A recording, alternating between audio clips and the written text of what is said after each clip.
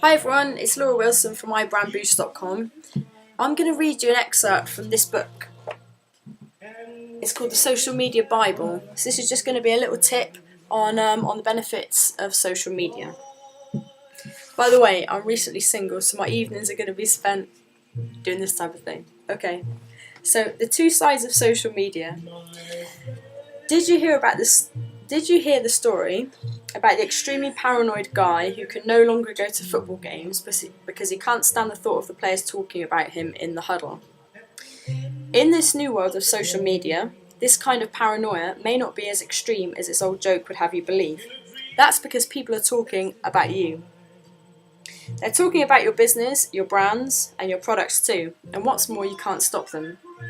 In fact, there are thousands of social media tools, and more on the way, that enable conversation amongst the masses of humanity with internet access who may want to talk about you.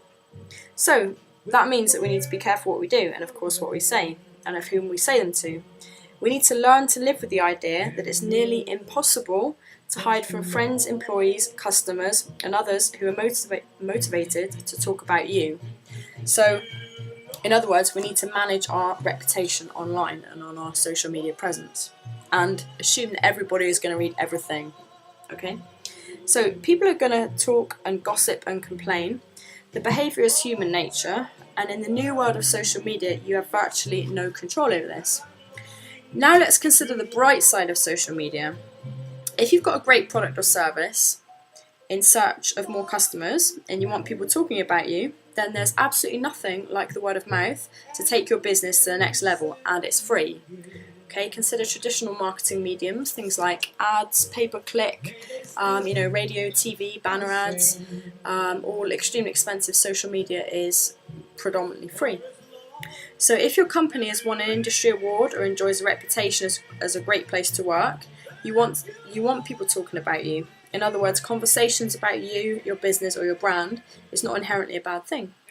You may not have control over these conversations, but if you have a social media strategy and can get comfortable with some basic tools and tactics, so for example, Facebook, YouTube, Twitter as the big trinity of social media, say, then you can use social media to your advantage.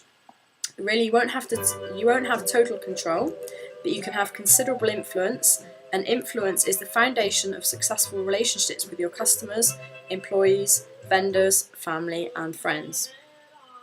So, you've just learnt the first 3 golden rules of social media for business. Number 1, social media is all about enabling conversations. Number 2, you cannot control conversations, but you can influence them.